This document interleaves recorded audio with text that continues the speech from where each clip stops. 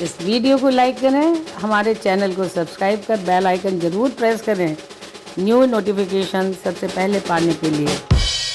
मित्रों, दिग्विजय देश की आवाज़ में आपका बहुत बहुत स्वागत है। आज मेरे साथ हैं देश के जाने माने heart specialist, Padmashri gold medalist doctor Mohsin Wali. Doctor साहब, आपका बहुत बहुत स्वागत है। जी धन्यवाद। और मैं सभी दर्शकों को दिग्विजय देश की आवाज़ के ज़रिए पहुंच रहा हूं और मुझे लगता है कि आप लोग बड़े तन मन धन से सेवा कर रहे हैं, निष्काम और निस्वार्थ भाव से। और ये ऐसा चैनल है जो और चैनल से फ़र्क है, मुख्तलिफ है और इसमें एक तरह की रूहानियत है। तो आप सभी को आने वाले उपलक्ष्य की बधाई और मेरी ओर से शुभकामनाएं। मित्रों, आप सभी जानते हैं डॉक्टर मोहसिन वली नीड्स नो इंट्रोडक्शन, क्योंकि मोदी जी तो आज कह रहे हैं लोकल और वोकल, लेकिन डॉक्टर मोहसिन वली ने जैसे ही पेंडेमिक विश्व में देखा इन्होंने कि इसकी आहट आ रही है, और चूँकि एक बहुत ही अपने को अपडेट रखते हैं नई खबरों से, चिकित्सा जगत में होने वाली सभी तरह की गतिविधियों से, तो तुरंत ही इनकी दूरदर्शी दिमाग ने इनको कहा कि हम भी इससे प्रभावित हो सकते हैं। और इस का अंदाज़ा करते हुए शुरू के बामुश्किल एक आधि डॉक्टर होंगे जिन्होंने इसकी गंभीरता को समझा, और इन्होंने तुरंत ही विदेश में संपर्क करके जो वहाँ की दवाइयाँ वगैरह प्रेस्क्राइब की जा रही थी, वहाँ के काउंसिल्स, वहाँ के सीनियर डॉक्टर्स एडवाइस कर रहे थे, इन्होंने तुरंत ही ये कोर्स भी किया, वहाँ से सर्टिफिकेट कोर्स किया और अपने को अपग्रेड किया। तो ये है इनकी खासियत, समय से आगे चलने की इनका गुण। और इन्होंने हम जैसे यूट्यूबर्स के माध्यम से तो अपनी बात देश की जनता तक पहुंचाई, जो इनका विषय नहीं था, फिर भी इन्होंने यूट्यूब खुद भी बनाए और उसके ज़रिए भी इन्होंने समय समय पे लोगों को अपग्रेड किया। तो ऐसे हैं ये डॉक्टर मोहसिन वली। और तब से यानी फरवरी मार्च की शुरुआत से लेकर अभी तक बगैर रुके बगैर थके पेंडेमिक से प्रभावित लोगों को कि डरे नहीं, घबराएं नहीं, इसका मुकाबला करें, एक सिस्टमेटिक तरीके से इसके साथ जंग लड़ें, एक जंग की तरह है, हौसला नहीं खोएं। मतलब एक शेर इस पर बिल्कुल बड़ा वाजिब बैठता है कि अपने हौसले को ये खबर करते रहिए, ये ज़िंदगी है मंजिल नहीं, सफ़र को जारी रखते रहिए। तो ऐसे डॉक्टर मोहसिन वली जी आज पॉल्यूशन और उससे होने वाली और बनी रहने वाली लंबे समय तक चलने वाली जो बहुत सारी प्रॉब्लम्स हैं उनके विषय में आपको बताएंगे, क्योंकि ये पॉल्यूशन हार्ट पे भी, लंग पे भी, वेसल्स पे भी बहुत असर डालता है और लाखों लोग पॉल्यूशन से साल में मरते हैं। तो डॉक्टर साहब, इस पे आप थोड़ा प्रकाश डालें कि आज जो दिल्ली की स्थिति है कि घर के अंदर धुआं आ गया है। घरों में धुआं आ गया है। ये घरों में धुआं नहीं आया है, ये घरों में जहर आ गया है जी। और ये हमारा सबसे बड़ा दुश्मन है। जैसे कोरोना अदृश्य दुश्मन है, ये दृश्य दुश्मन है जी, लेकिन इससे हमको बचना है। और जब हम हर साल इन दिनों में पॉल्यूशन की बात कर लेते हैं, लेकिन समस्या हर साल गंभीर होती जा रही है जी। और मेरे बच्चे बहुत चिंतित हैं। वो कहते हैं न्यूयॉर्क में घड़ी लग गई है, उसमें 4 साल का समय बाकी है और हमें अब कुछ करना है। और ग्रेटा थुनबर्ग जो एक छोटी सी बच्ची है, उसने भी 2 साल पहले इसका बीड़ा उठाया था, पूरी दुनिया ने उसको देखा था, लेकिन हालात वहीं के वहीं हैं। अभी एक और नई त्रासदी आने वाली है जिसको मैं आपको बहुत पहले से खबर गुजार कर रहा हूँ, दर्शकों को डरा नहीं रहा हूँ। हमारे ग्लेशियर्स पिघल रहे हैं और दुनिया के बहुत से देश या शहर जलमग्न हो जाएंगे और बहुत जल्दी ये होने वाला है। आपने कभी नहीं देखा होगा बेंगलुरु में, मैसूर में, और ये अभी बॉम्बे में भी तो खैर थोड़ा था, लेकिन कर्नाटका में सबसे ज़्यादा और हैदराबाद में सबसे ज़्यादा जो पानी भरा है, ऐसा पानी कभी नहीं भरा। तो ये जो चीज़ें हो रही हैं, अनायास ग्लेशियर पिघल रहे हैं, मौसम बदल रहे हैं, पानी बढ़ रहा है और पॉल्यूशन कुछ हम बढ़ा रहे हैं, कुछ बढ़ रहा है। मेरे ख्याल से हम जो हरकतें करते हैं, मसलन गाड़ियों को ठीक से नहीं मेंटेन करते और धुआं छोड़ती हुई गाड़ियां, ट्रक, और जो लेबर क्लास चलाता है गाड़ियां, उनका ठीक से पॉल्यूशन नियंत्रण नहीं होता। इसके अलावा हम अपनी गाड़ियों की हवा ठीक नहीं रखते, उनके टायर के प्रेशर्स ठीक नहीं रखते, तो जितना टायर सड़क पे घिसना चाहिए उससे बहुत ज़्यादा घिसता है। अगर व्हील का अलाइनमेंट सही नहीं होगा, हवा सही नहीं होगी, तो जो घर्षण होती है टायर के और सड़क के बीच में, वो बहुत ज़्यादा हो जाती है। और जो पार्टिकल्स उससे निकलते हैं वो PM1 है। ये PM1 जो है ना, सीधा फेफड़े में जाता है, कहीं नहीं रुकता, सबसे बारीक होता है। जैसे एक चोकर होता है, एक आटा होता है और एक मैदा होता है। तो PM10 तो चोकर है, PM5 आटा है और PM1 जो है मैदा है। तो इस तरह से सीधा अंदर जाता है और इसकी खबर भी नहीं लोगों को, नहीं, मेरे कारण ये हो रहा है। बिल्कुल PM1 की तो बात ही नहीं कर रहे हैं अभी। पॉल्यूशनविद जो हैं, जो पर्यावरणविद हैं, वो PM1 की बात ही नहीं कर रहे। और सबसे ज़्यादा PM1 मैं आपको बताऊं कहाँ से निकलता है। जहाज़ का जो एक उड़ान होती है जी, उसमें जो 12 टायर घिसते हैं एक उड़ान में जी, कम से कम उसमें 700 ग्राम पर टायर वो निकलता है PM1 के पार्टिकल्स।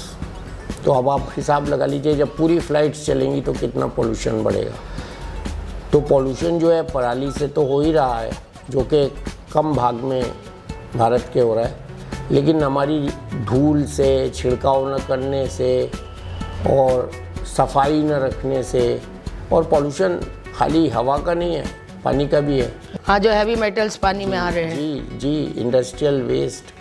आपने देखा होगा जब कोरोना में लॉकडाउन था तो लोग कह रहे थे जलंधर से एवरेस्ट दिख रहा है, ओजोन का छेद बंद हो गया है, गंगा जी का पानी निर्मल हो गया है। जी, तो ये इसका मतलब ये सिद्ध हो गया कि ये सब शरारतें हम करते हैं, पर्यावरण के साथ जो छेड़छाड़ है वो हम करते हैं। और भारत सरकार इस बात बहुत चिंतित है, सुप्रीम कोर्ट बहुत चिंतित है और बहुत बड़े स्तर पे इसकी रोकथाम हो रही है। और एक बहुत बड़ी करीब 17 सदस्य इसकी हाई पावर्ड कमेटी बनाई गई है जो अपनी सब इस पे रिसर्च करेगी और इसकी रोकथाम की, और सख्त जुर्माना किया जाएगा उन लोगों पे जो नियमों को पालन नहीं करेंगे जो पर्यावरण से संबंधित है। पॉल्यूशन से जो डेथ्स हैं, जैसे बच्चों का उन्होंने कहा 2.2 मिलियन लोग मर जाते हैं, पूरे साल में 4.6 लोग मर जाते हैं। तो इसका कुछ मतलब क्या उपाय है? यानी फाइनली एज ए मेडिकल चिकित्सा जगत के इतने बड़े डॉक्टर हैं आप, और आप जानते हैं कि इससे हार्ट पे कितना असर पड़ रहा है। तो क्या किया जाए कि इससे कुछ, हर आदमी की कोई जिम्मेदारी तय होनी चाहिए या उसे खुद करनी चाहिए कि कैसे हम इसको रक्षा करें पर्यावरण की। जैसे मैंने अभी कहा ना, इसके जिम्मेदार काफ़ी हद तक हम हैं, क्योंकि जब हर एक नागरिक चैतन्य होगा, जानेगा हाँ जी, हाँ जी, कि मैं कैसे पोल्यूशन रोक सकता हूँ। मसलन मुझे 4 बार बाज़ार जाना है, मैं एक बार जाऊँगा तो 1/4 हो जाएगा मेरी गाड़ी से निकलने वाला पोल्यूशन, मेरे टायरों से निकलने वाला। तो ऐसे हमको काम करने पड़ेंगे, सफाई रखनी पड़ेगी। पहले घरों में छिड़काव होता था, धूल नहीं उड़ती थी, पानी की कमी है।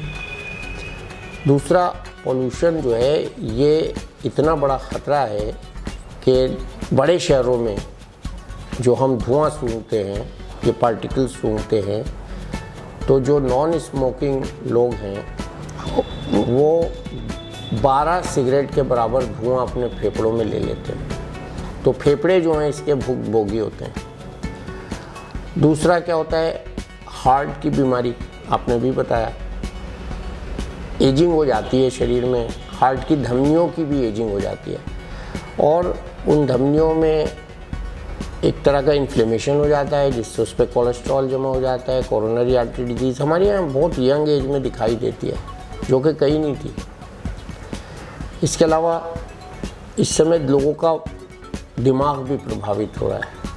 मैं इसमें कोरोना में भी इसकी बात करूंगा, लेकिन जब हमारे ऑक्सीजन शरीर को कम मिलती है तो हमारी थकान रहती है, परफॉर्मेंस कम हो जाती है, हार्ट मुतासर होता है, मतलब पूरा शरीर ही मुतासर होता है और एक तरह का ये ऑक्सीडेटिव डैमेज करता है। तो जब हम कहते हैं ऑक्सीडेटिव डैमेज करता है तो सर के बाल से लेके पैर के नाखून तक प्रभावित करता है पोल्यूशन।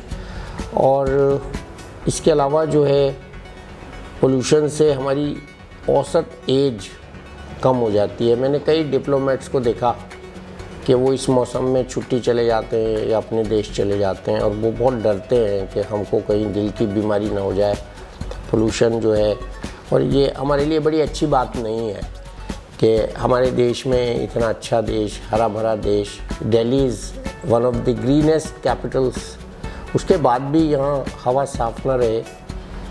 एक बहुत बड़े फिजिसिस्ट है रिचर्ड फेनमैन, उन्होंने अजीब बात कही कि पेड़ जो है ना वो बढ़ता है, वो कार्बन डाइऑक्साइड खा के बढ़ता है, ज़मीन के पानी से नहीं बढ़ता, मिनरल्स आते हैं उससे सिर्फ। लेकिन वो जो बढ़ता है पेड़ और पत्तियाँ और फल जो आते हैं वो पेड़ हमारी इतनी मदद करता है कि वो कार्बन डाइऑक्साइड खाता है और ऑक्सीजन निकालता है जी, उत्सर्जन करता है ऑक्सीजन का। और जब हम फिर उसी पेड़ को जलाते हैं तो वो बदले में फिर वो कार्बन डाइऑक्साइड और कोल देता है। तो ये बड़ी बात उन्होंने कही कि ये पोल्यूशन फिर वहीं से आता है। तो reverse of this process is pollution.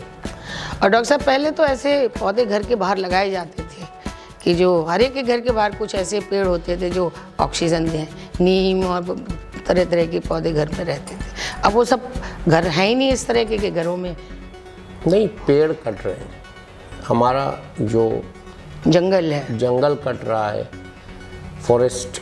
और इस समय एक अजीब फिनोमेना हो रही है कि जंगलों में आग लग रही है। राष्ट्रीय स्तर पे अगर आप देखें तो कितने पेड़, कितने पौधे, कितने मकान, हाँ, जीव जंतु, सब जीव जंतु, यस, वाइल्ड फायर से डिस्ट्रॉय हो गए।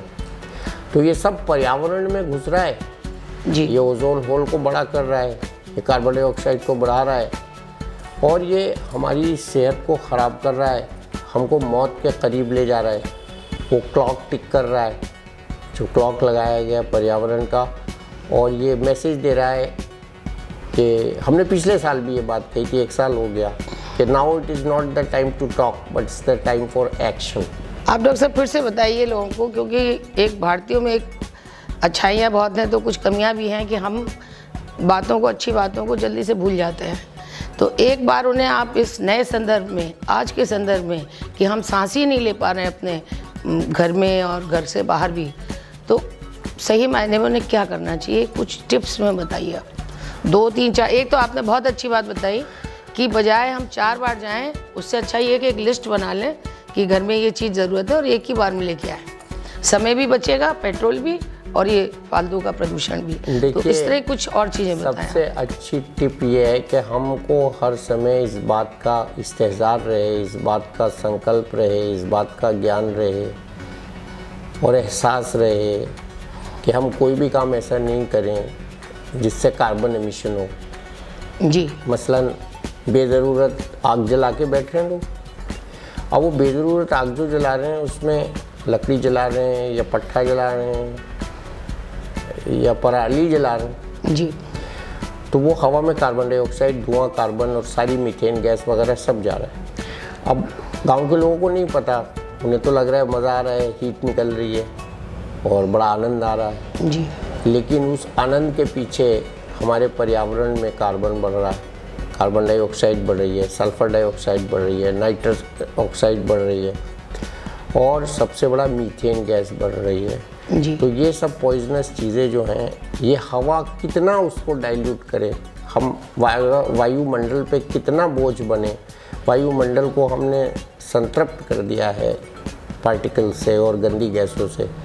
तो अभी जो है बहुत ज़रूरी ये है कि हम बग़ैर ज़रूरत आग न जलाएं, ईंधन हम वो प्रयोग करें जो गैस का है, हम कोयला कम इस्तेमाल करें, अंगीठियाँ कम इस्तेमाल करें और हम सफाई रखें। डॉक्टर साहब किचन की कुकिंग से भी जो ऑयल जो हम लोग जलाते हैं उससे भी काफ़ी असर पड़ता है ना, जो खाना बनाते वक्त। अब आपने खाने की बात की तो मैं बहुत अच्छी यहाँ बात बता दूँ कि जब हम नॉन वेजिटेरियन फूड खाते हैं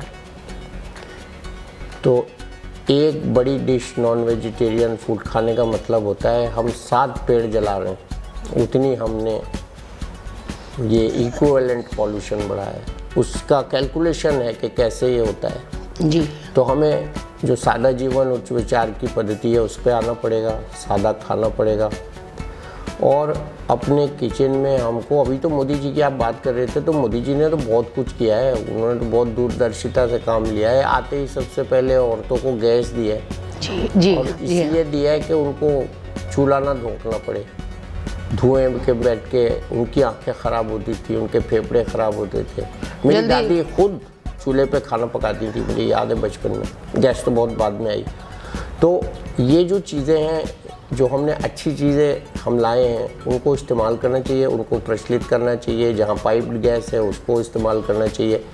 इसी तरह पानी का, जो हम पानी को बर्बाद करते हैं, वो भी एक बहुत अहम इसमें उसका रोल है। वाटर पोल्यूशन, और मैं एक और वार्निंग दे रहा हूँ। एक तो मैंने आपसे कहा कि धरती जलमग्न होगी बहुत जल्दी जी। दूसरा, पानी के पोल्यूशन से भी कोरोना की तरह की बीमारियां आगे फैलने जा रही हैं। तो ये ऐसी चीज़ें हैं जो हम अभी से मैं सेंस कर रहा हूँ कि लोगों को सावधान रहना है। अपने घरों में जो हमारी पुरानी पद्धति थी 3 घड़ों में पानी छानने की या पानी उबालने की, वही करें जी। ये करोड़ों रुपए का जो हम आरओ का पानी पी रहे हैं, ये सेहत के लिए ज़्यादा अच्छा नहीं है। इस पे लोग मेरी बात पे एतराज़ कर सकते हैं, लेकिन ये बात सही है कि अगर नेचुरल मिनरल न हो पानी में तो वो पानी सेहत के लिए अच्छा नहीं है। और वो आरओ का पानी भी हो सकता है, वो आर्टिफिशियल वाटर भी हो सकता है। तो ये बहुत ज़रूरी है। और मैं तो यहाँ तक कह रहा हूँ कि ऐसा समय भी आ सकता है कि वाटर की इतनी शॉर्टेज हो जाए कि लोगों को घरों में ऑक्सीजन और हाइड्रोजन के सिलेंडर रखने पड़े और अपना पानी खुद बनाना पड़े जी। तो ये मैं कोई वो नहीं कर रहा हूँ, अतिशयोक्ति नहीं है ये। ऐसा हो सकता है क्योंकि अभी कितने हमारे भारतवर्ष के हिस्से हैं, तमिलनाडु में देखिए, गाँवों में देखिए, आंध्रा के कुछ हिस्सों में देखिए, वहाँ पानी की बहुत कमी है। नहीं, अभी कुछ साल पहले तक तो राजस्थान भी जी औरतें सब घरों रख के मीलों चलती थी। लड़ाइयाँ हुई हैं टैंकरों पे, गोलियाँ चली हैं पानी के ऊपर। तो ये जो पानी है ना, ये हमारी धरोहर है, हवा हमारी धरोहर है। और ये 2 चीज़ें अगर ख़त्म हो गई तो मेरा जीवन ख़त्म हो जाएगा। तो इससे बहुत बच के रहना है और हमें प्रकृति के साथ कोई भी छेड़छाड़ अन्याय नहीं करना है। बिल्कुल सही। डॉक्टर साहब, आखिरी 2 प्रश्न। एक तो ये कि जो ये वायरसेस की बहुत सारी संभावना आप जैसे सीनियर डॉक्टर्स को महसूस हो रही है, क्या मेडिकल जगत इसके लिए तैयार है या अब कोरोना के बाद उसने इस पर सोचना शुरू किया है? देखिए, मेडिकल जगत हमेशा हर चीज़ के लिए हमारे हिंदुस्तान में तैयार रहा है।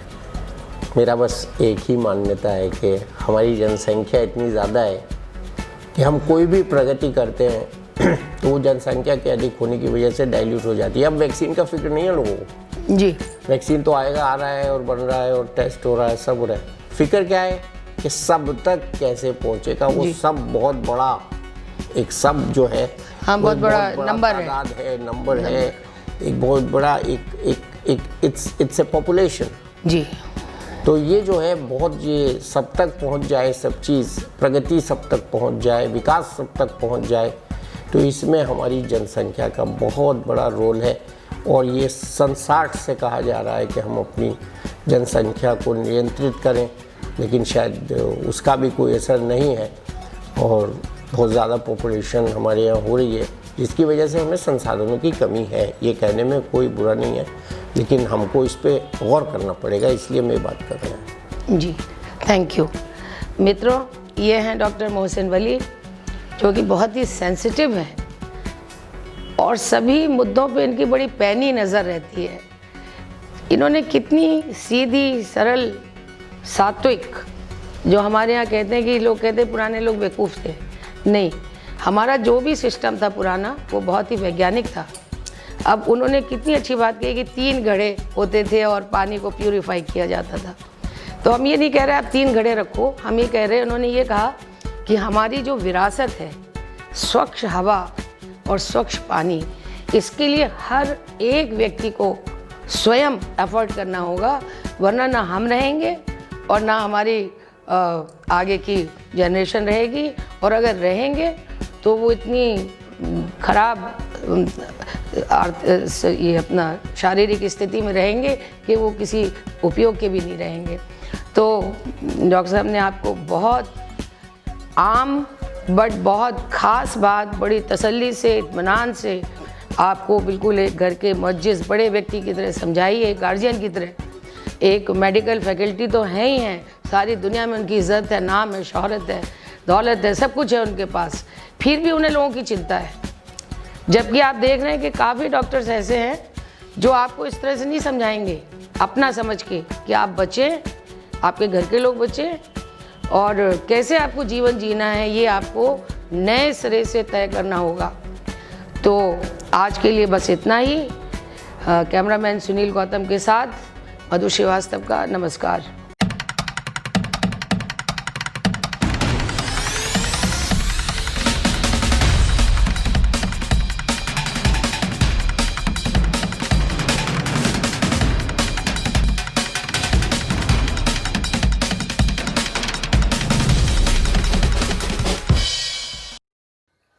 इस वीडियो को लाइक करें, हमारे चैनल को सब्सक्राइब कर बेल आइकन ज़रूर प्रेस करें न्यू नोटिफिकेशन सबसे पहले पाने के लिए।